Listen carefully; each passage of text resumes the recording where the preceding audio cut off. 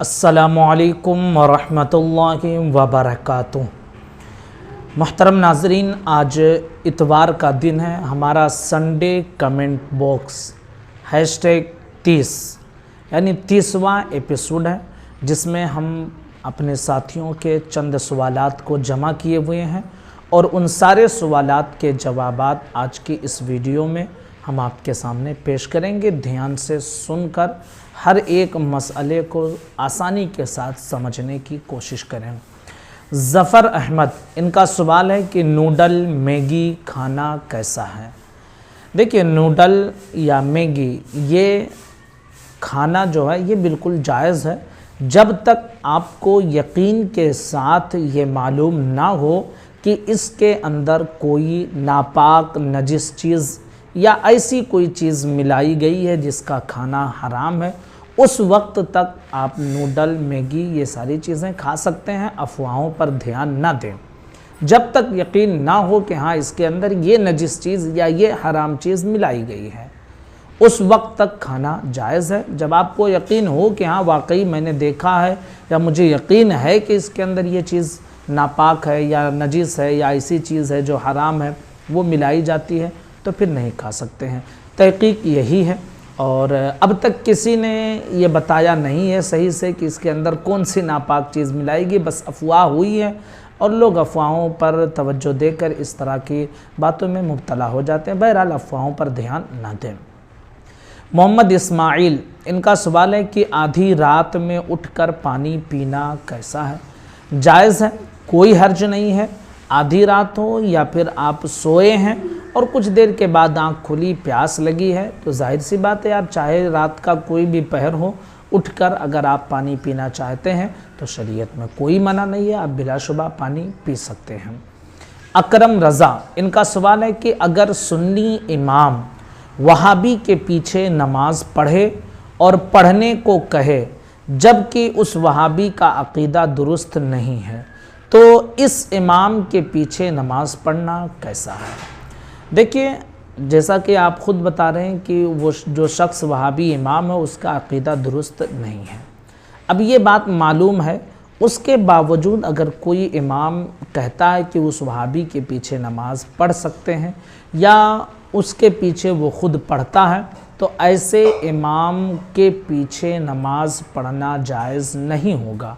इसलिए कि वहाबियों के बारे में जिनके अक़ीदे कुफ्रिया हैं, उनके बारे में हमारा अहले सुन्नत वल जमात का ये मुत्तफ़िक़ा फ़ैसला है, मन शक्का फ़ी आज़ाबिही व कुफ्रिही फ़क़द कफ़र, कि जो इनके कुफ्र और इनके आज़ाब में शक करे वो ख़ुद काफिर हो जाएगा। अब जो इमाम साहब हैं वो कह रहे हैं, आप सबको मालूम है कि उस वहाबी का अक़ीदा दुरुस्त नहीं है, उसके बावजूद आपको पढ़ने के लिए उस इमाम के पीछे नमाज तरगीब दे रहे हैं और ख़ुद जाकर पढ़ रहे हैं, तो मतलब ये कि इनके अक़ीदे में भी कोई ख़राबी है या उस बदअक़ीदा वहाबी को ये मुसलमान समझते हैं, तो ये फिर ख़ुद इन पर हुक्म कुफ्र लग जाएगा। लिहाजा ऐसे इमाम के पीछे आप हरगिज़ नमाज ना पढ़ें जो ख़ुद बदअक़ीदा हो या बदअक़ीदगी की जो तायीद करता हो। दोनों के पीछे नमाज पढ़ना दुरुस्त नहीं है। खुशी, ये एक नाम प्रोफाइल पे था, उनका सवाल आया है कि क्या शादी की पहली रात हम बिस्तरी करना ज़रूरी है। इसके हवाले से भी हमारे माशरे में बड़ी कन्फ्यूज़न है। ख़ासकर हमारे नौजवान जो हैं वो ये समझते हैं कि शादी की जो पहली रात होती है उस रात में बीवी से हम बिस्तरी करना ज़रूरी है। नहीं हम बिस्तरी करेंगे तो वलीमा नहीं होगा, ऐसा नहीं है। वलीमा ये निकाह की खुशी में है, हम बिस्तरी की खुशी में नहीं है भाई, निकाह की खुशी में है। आपका निकाह हुआ है, अब उस खुशी में वलीमा किया जाता है, ठीक है। तो हम बिस्तरी से वलीमे का कोई लेना देना नहीं है, ये पहली चीज़। दूसरी चीज़, जो ये समझा जाता है कि पहली रात हम बिस्तरी करना ज़रूरी है, तो ऐसा नहीं है। ये गलत मसला लोगों ने जहनों में बिठा दिया है। याद रखिए कि दुल्हन जब अपने वतन, अपने घर को छोड़कर आपके घर आई है, तो सबसे पहले आपकी ये ज़िम्मेदारी है कि कि उसको ऐसी उनसियत दें, ऐसी मोहब्बत दें कि वो आपकी तरफ माइल हो। ऐसा ना हो कि घर पहुंचते ही बिल्कुल जो है आप आमादा हो जाएं उसी चीज़ पर, क्योंकि वो अपना घर, अपने माँ बाप, अपना वतन सब कुछ छोड़कर आपके पास आई है। तो आपकी ये जिम्मेदारी है कि सबसे पहले उसको आप अपनी तरफ माइल करें। वो एक दिन के लिए आपकी बीवी बनकर नहीं आई है, वो पूरी ज़िंदगी के लिए आपकी बीवी बनकर आई है। अगर उनसियत और मोहब्बत बरकरार रही तो ज़िंदगी भर आप एक दूसरे के लिए हैं और ज़िंदगी भर साथ रहने वाले हैं। ठीक है, तो ये जो ख्याल बिठा लिया गया है जहनों में कि शादी की पहली रात हम बिस्तरी करना ज़रूरी है, ये भी गलत है। ये भी गलत है कि हम बिस्तरी नहीं करेंगे तो वलीमा नहीं होगा, ये भी बिल्कुल गलत है। परवेज़ ख़ान, इनका सवाल है कि क्या ईद के दिन सोना हराम है? नहीं, बिल्कुल नहीं। जो ऐसा सोचता है वो गलत मसला बता रहा है। भाई, ईद का दिन हो या कोई भी दिन हो, आपको अगर नींद की ज़रूरत है तो बिलाशुबा आपके लिए सोना जायज़ है। हाँ, एक चीज़ का ज़रूर ख्याल रखें कि ऐसे गफलत के साथ ना सोएं कि आपकी नमाज़ें चली जाएं। ठीक है, क्योंकि नमाज हर आकिल बालिग मुसलमान पर फ़र्ज़ है। तो चाहे ईद का दिन हो या कोई भी दिन हो, सोना जायज़ है, लेकिन ऐसी गफलत के साथ नींद ना लें कि आपकी नमाज ही क़ज़ा हो जाए। मोहम्मद वैस, इनका सवाल है कि क्या वीडियो कॉल पर शौहर बीवी एक दूसरे की शर्मगाह को देख सकते हैं? मना है, नहीं देखना चाहिए। क्योंकि आप देखिए कि ये जो चीज़ें हम वीडियो कॉलिंग वगैरह में या ऑडियो वगैरह में करते हैं ना, इसका डाटा कहीं जाकर सेव होता है। ठीक है, तो कहीं जाकर सेव होता है, मतलब ये कि किसी की उस पर नज़र होती है। तो अब अपनी शर्मगाहों को ऐसी जगह पर देखना, दिखाना कि जो मंजर आम पर आ सके, तो ये बिल्कुल दुरुस्त नहीं है। और दूसरी चीज़ कि आप अगर दूर हैं और इस तरह की हरकतें करते हैं तो इससे ख्वाहिशें नफसानी बढ़ती हैं और दोनों के लिए मुश्किलात खड़ी हो सकती हैं। फिर हरामकारी की तरफ तवज्जो जाएगी, शौहर की भी, बीवी की भी। इसलिए जो है ऐसा हरगिज़ ना करें, ये मुनासिब नहीं है। कादरी इस्लामी नेटवर्क, ये प्रोफाइल पे नाम था। इनका सवाल है कि बकरा सदका करना कैसा है? भाई, बकरा सदका करना भी जायज़ है, ऊँट सदका करना, गाय सदका करना, बैल, भैंस, जो भी आप सदका करना चाहते हैं, जो हलाल जानवर हैं उनका सदका करना जायज़ है। इसी तरह पैसा, रकम वगैरह अगर आप सदका करना चाहते हैं तो वो भी जायज़ है। अब बकरा चाहे आप उसको ज़बह करके सदका कर दें, उसका गोश्त, या फिर आप ज़िंदा बकरा सदका कर दें, दोनों सूरतें जायज़ हैं।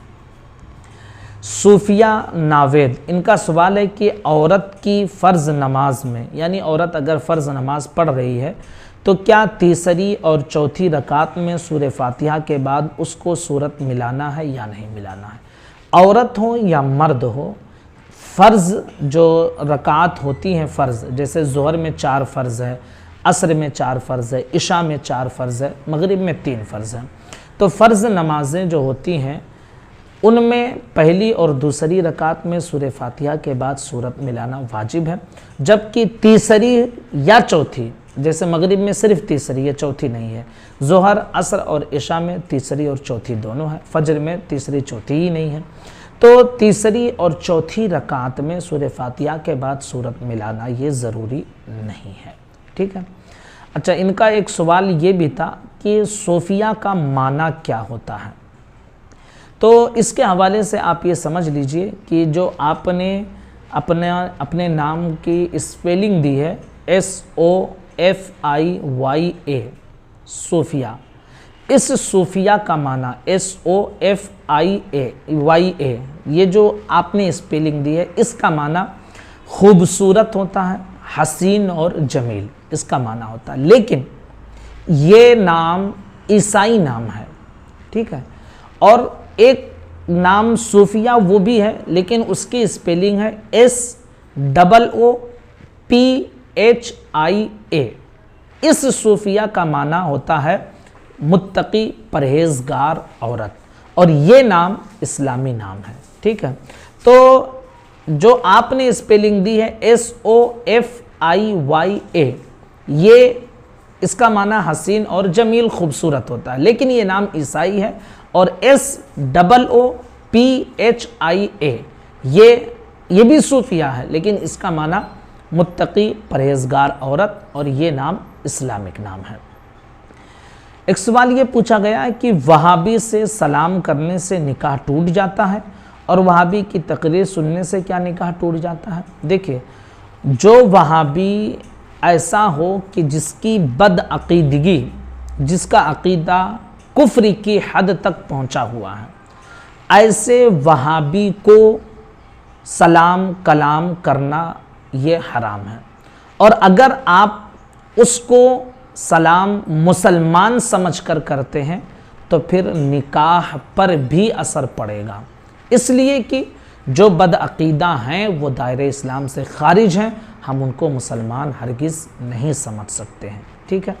जहाँ तक दूसरा सवाल है कि वहाबी की तकरीर सुनना कैसा है, निकाह टूट जाएगा, तो भाई इससे निकाह नहीं टूटता। अलबत्ता वहाबी, देवबंदी, शिया, नेचरी, जितने भी अहले सुन्नत वल जमात के अलावा मकतब फ़िक्र के लोग हैं, उनकी तकरीरों को सुनना अवाम के लिए हरगिज़ जायज़ नहीं है, इसलिए कि अवाम उनकी बातों में बहक जाएगी।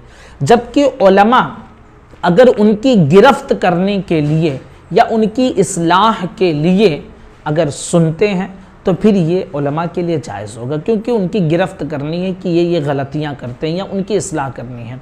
जबकि अवाम न गिरफ्त कर पाएगी और ना ही इस्लाह कर पाएगी, इसलिए अवाम को नहीं सुनना चाहिए, ऐसे लोगों से दूर रहना चाहिए। हदीस मुबारका में हुक्म यही है कि तुम इनसे दूर रहो, इनके पास ना बैठो, कहीं तुम्हें फितने में मुब्तला ना कर दें, इनसे खाना पीना, निकाह, ये सारी चीज़ें बिल्कुल ना रखो, ये बदअकीदा लोग होते हैं।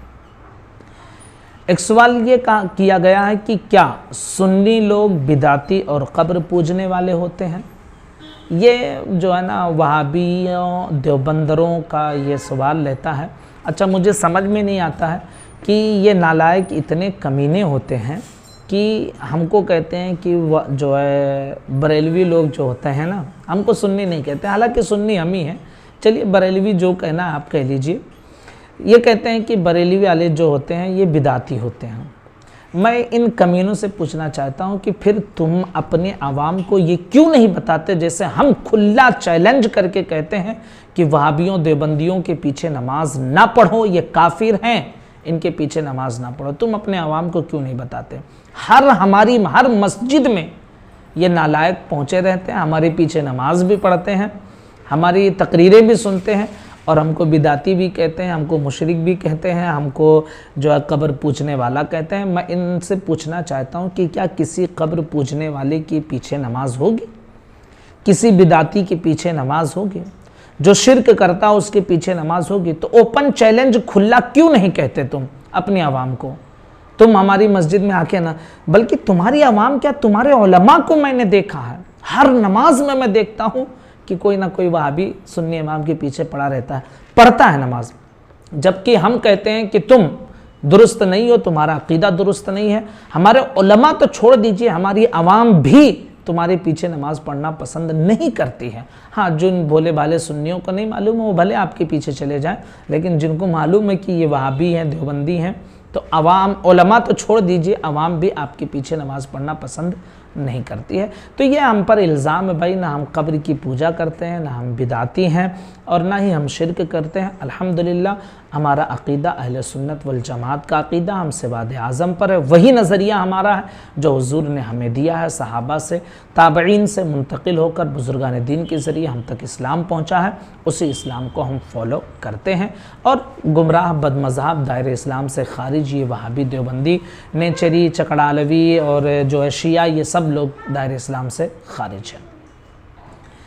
एक सवाल किया गया मोहम्मद इरफान अंसारी से। ये कहते हैं कि हज़रत इमाम के पीछे मुक्तदी को सूरह फातिहा पढ़नी चाहिए या नहीं। नहीं, इमाम हमारे सुन्नी हनफ़ी के यहाँ मसला ये है कि इमाम की क़िराअत मुक्तदी की क़िराअत है। इमाम के पीछे क़िराअत करना, चाहे सूरह फातिहा की या किसी सूरत की, ये मुक्तदी के लिए जायज़ नहीं है। तो इमाम के पीछे जो है बिल्कुल कोई भी कुरान मुक़द्दस की आयत तिलावत ना करें। ये सुन्नी हनफ़ी का मसला है। शाफ़ई हज़रात, हम्बली, मालिकी हज़रात का अलग मसला है। मैं हनफ़ी मसलक के रूह से आपको मसला बता रहा हूँ। मोहम्मद ज़ीशान रज़ा कादरी, इनका सवाल है, ये कहते हैं हज़रत 2 साल पहले मैंने इस्लाम कबूल किया। पहले मेरा नाम अमोल था और अब मोहम्मद ज़ीशान रज़ा है, और जब मैं मुसलमान नहीं हुआ था उस वक्त मैंने हाथ में गुदवाया था, अब क्या करूं, उसको कैसे मिटाऊं? यूपी, दिल्ली, बड़े शहरों में मिटाने के लिए मशीन आई है, लेकिन मैं वहां जा नहीं सकता हूं। लोग मुझे कहते हैं कि अपने जहां पर गुदवाया उस हिस्से को जला दो, जबकि अपनी बॉडी को तकलीफ़ देना यह नाजायज़ है, तो मुझे क्या करना चाहिए? देखिए कि जो आपने जब सबसे पहले तो मैं आपको मुबारकबाद देना चाहता हूँ कि आपने इस्लाम को समझा और आपने इस्लाम को कबूल किया। तहे दिल से हम आपका इस्तकबाल करते हैं और अल्लाह तबारक व तआला की बारगाह में दुआ भी करते हैं कि मौला आपके कदम को साबित रखे और ज़िंदगी भर इस्लाम के साए में ज़िंदगी गुजारने की तौफ़ीक़ अता फरमाए। ये मेरी तरफ़ से आपके लिए दिली दुआ है। आपने जब मुसलमान नहीं हुए थे उस वक्त हाथों में जो गुदवाया था, तो देखिए कि उस वक्त भाई कोई दीन, कोई मज़हब, कोई समझ नहीं होती है, आपने करवा लिया। अगर आपके लिए मुमकिन है उसको किसी ज़रिए से मिटा सकते हैं, मशीन वगैरह जैसा कि आपने बताया, अगर मुमकिन हो तो, नहीं तो कोई हर्ज नहीं है, आप उसको उसी तरह रहने दें। अलबत्ता एक काम करें कि उसको आप ज़रूर छुपा कर रखें ताकि ज़ाहिर ना हो और लोगों में जो है ना इस तरह की खुराफात ना पैदा हो, उसको छुपा के रखें। जब आपको मौका मिले अगर मिटाने वाली कोई चीज़ हो तो उससे मिटा सकते हैं। जहाँ तक बात आपके वज़ू गुस्ल की है, तो वज़ू गुस्ल आपका, अगर वो स्टिकर नहीं है, आपने गुदवाया है, तो जाहिर सी बात है वो चीज़ अंदर हो जाती है और उस पर चमड़ियाँ आ जाती हैं और उसको आप धो लेते हैं तो आपका वज़ू गुस्ल हो जाएगा। ठीक है, और उसको मुमकिन हो तो छुपा कर रखें और जब आपके लिए मुमकिन हो तब उसको मिटवा दें, और नहीं तो उसी तरह बरकरार रखें। अलबत्ता उस तरफ तवज्जो वगैरह ना दें, क्योंकि वो चीज़ें हालत कुफ्र की थी, उन चीज़ों को भुला देना ये हमारे लिए ज़रूरी होता है। और फिर आखिर में आपके लिए मेरी तरफ़ से दिली मुबारकबाद है कि अल्लाह ताला आपके इस जज्बे को कबूल फ़रमाए और आपके इस इस्लाम लाने को भी कबूल फ़रमाए। फ़ातिमा हुसैन, इनका सवाल है कि कुरान पाक तयम्मुम करके पढ़ सकती हूँ या नहीं। भाई मेरी बहन, सबसे पहले मैं आपसे ये कहूँगा कि अगर तयम्मुम की सूरत पाई जाएगी तो आप तयम्मुम करेंगे। आमतौर पे आज जिस माहौल में हम रहते हैं ना, यहाँ तयम्मुम वाली सूरत नहीं पाई जाती है। तयम्मुम के लिए बहुत सारी शर्तें हैं, ऐसा नहीं कि आप जब दिल चाहे तयम्मुम करके आप पढ़ लें। तयम्मुम के लिए बहुत सारी शर्तें हैं, तो जब तक के हमें कंडीशन नहीं मालूम होगा कि आप किस कंडीशन में हैं, उस वक्त तक सही मसला कैसे हम आपको बताएं कि तयम्मुम करके कुरान पढ़ सकते हैं या नहीं। तयम्मुम कर अगर वाकई तयम्मुम की शर्तें पाई जाती हैं तो तयम्मुम करके कुरान पढ़ सकते हैं, और अगर तयम्मुम की शर्त नहीं पाई जाती है तो तयम्मुम करना ही दुरुस्त नहीं होगा। तयम्मुम से आपका वज़ू गुस्ल नहीं होगा तो कुरान पढ़ना भी आपके लिए जायज़ नहीं होगा। मोहम्मद फैज़ान, इनका सवाल है कि मस्जिद में पिल्लर होता है और उस पिल्लर के पीछे लोग नमाज़ पढ़ते रहते हैं, तो क्या उस पिल्लर के आगे से जाना हमारे लिए जायज़ है या नहीं। देखिए, अगर पिल्लर है वाकई और उसके पीछे कोई नमाज़ पढ़ रहा है और उस पिल्लर के आगे से आप जा रहे हैं, तो वो पिल्लर उस नमाजी के लिए सुतरा है। अगर सुतरा सामने है तो फिर उस नमाजी के आगे से गुज़रना आपके लिए जायज़ है। तो ये तकरीबन हमारे साथियों के 15 सवालात थे जो आज हमने आपके सामने क्लियर किए। अब तमामी साथियों से मेरी गुजारिश है, इस क्लिप को ज़्यादा से ज़्यादा लोगों तक शेयर करें। चैनल को अगर सब्सक्राइब ना किए हो तो ज़रूर कर लें, ताकि हर मसले की नोटिफिकेशन हम आप तक पहुँचाते रहें। अस्सलामु अलैकुम व रहमतुल्लाहि व बरकातुहू।